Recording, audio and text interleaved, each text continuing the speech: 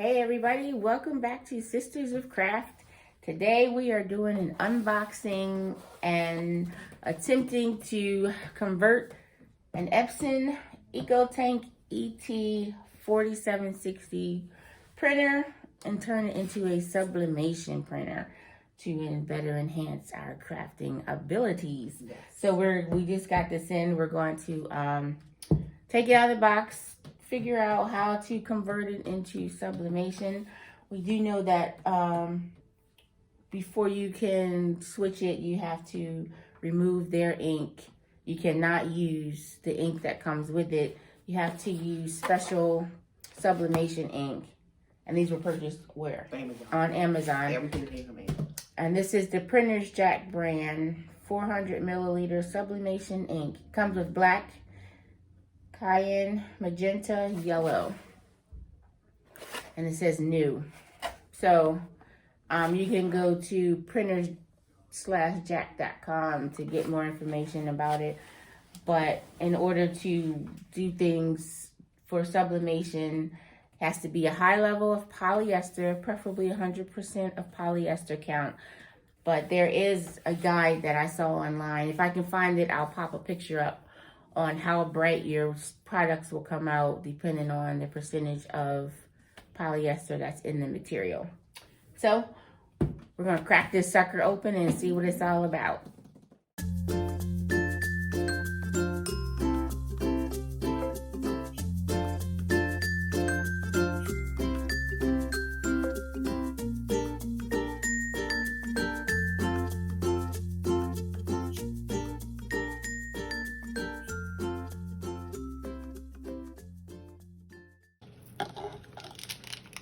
Okay, so the first thing we're going to do is what?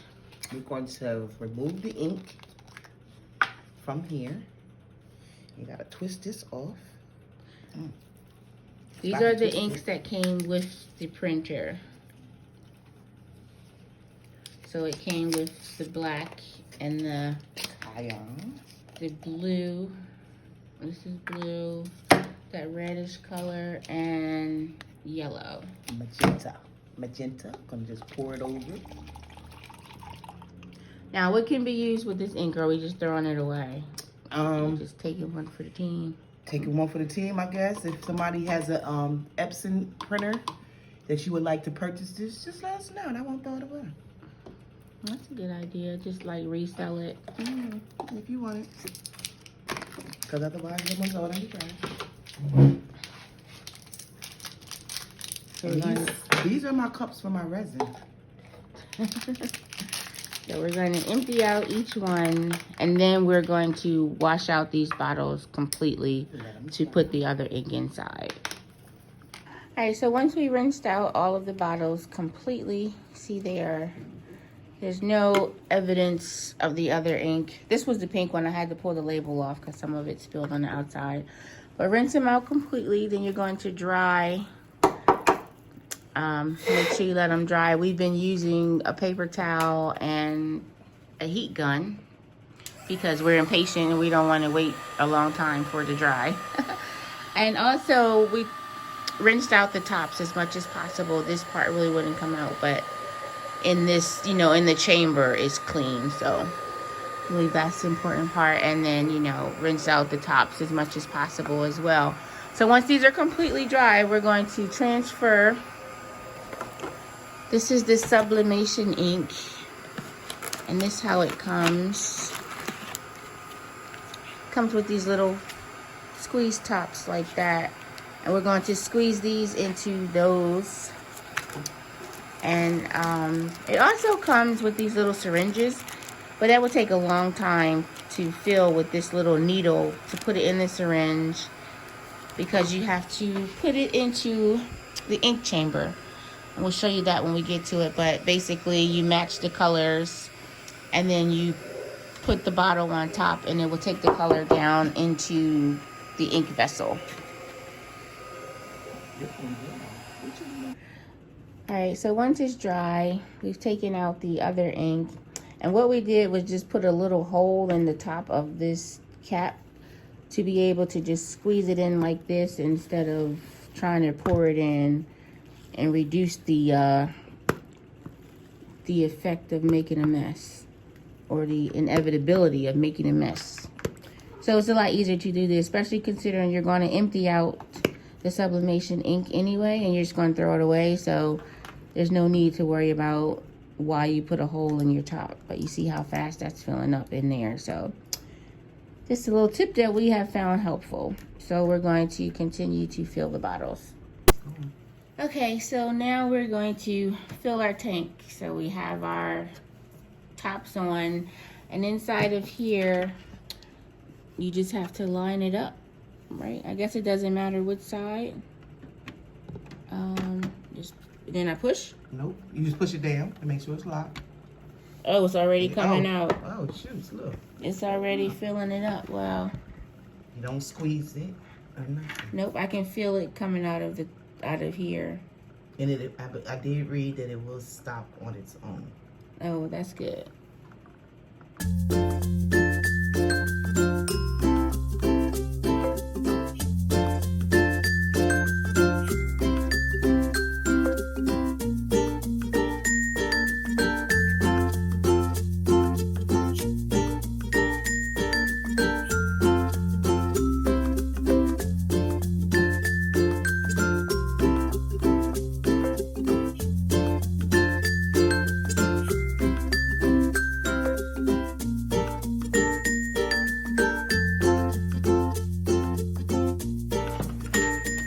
Okay, so we have set up the computer, or printer.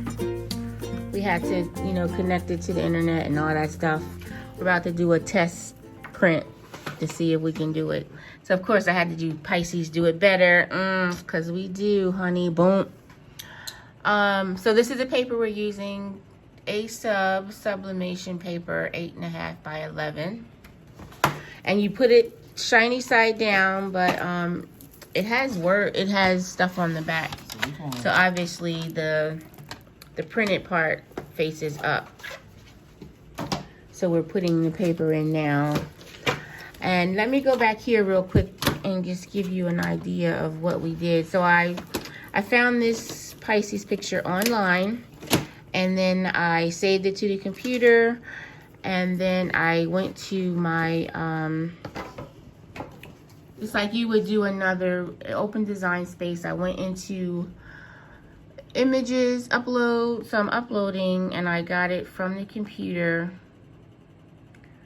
Let me see, let's just say I wanted to do these hearts. Opened it up, and then I went down to complex and hit continue. So what I did with the picture was I came up here to select and erase, and then you click on the outside areas that you want to get rid of. And you preview, so then all you would have is the heart. And then you click continue. And instead of doing it as a cut, I'm doing it, the first one, as a print and cut, because we're going to be printing, and then you save it. And then that's what I did with that one. So then you would click it, and then you would upload image to your canvas. And then I just went to text and added the text that I want. Once I added the text, I made sure that it was centered, and then I collected the whole thing like this, and I grouped it. So once you have your box over your entire design, you go over here and you click group, and once it's grouped, then you go down to the bottom and click attached.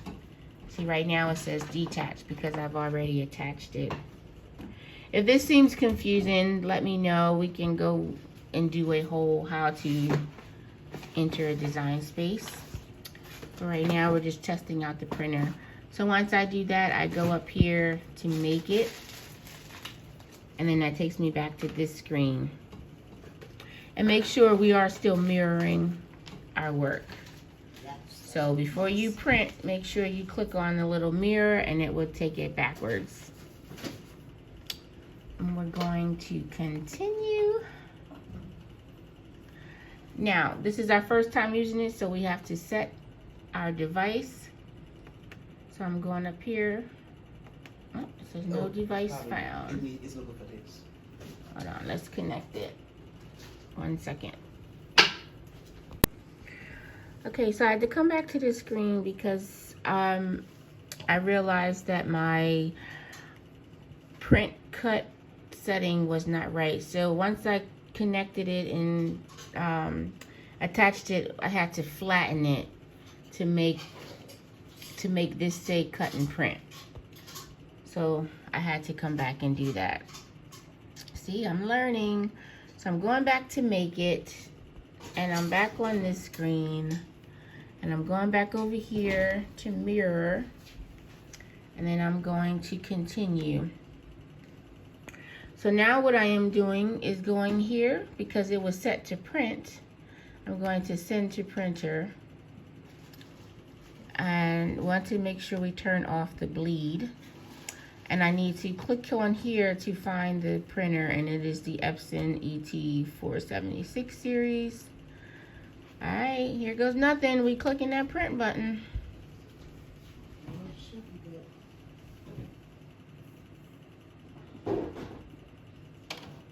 Oh, snap. I'm doing something. Let's see what happens.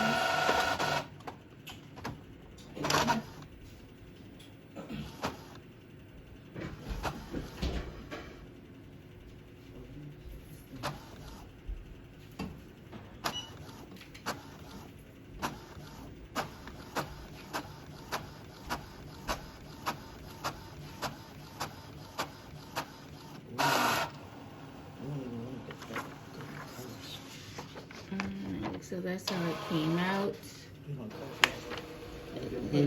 Print it on the right side, and then we're going to cut the outline out. Okay, so I cut it out. It's not that big, so now I know I can make it size up at least to fill up the whole paper. But for my first try, I get seeing what's happening. And now we take our butcher paper. You want to make sure you put something inside. Put it inside so the ink doesn't bleed through.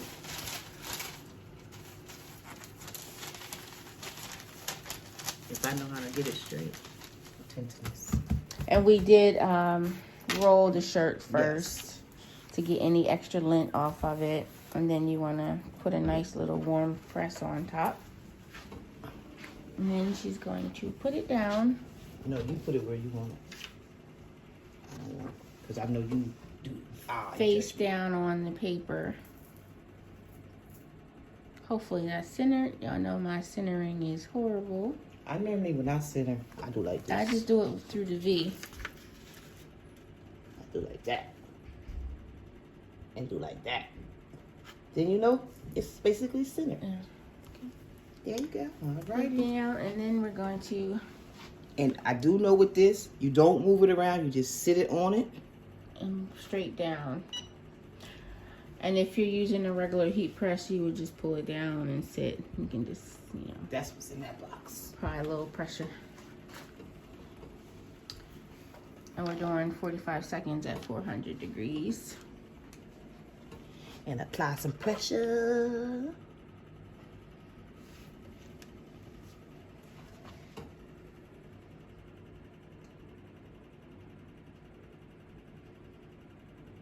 Long 45 seconds. Do do do do do do do do do do do do do do do. Is that copyright? Oh, I don't know.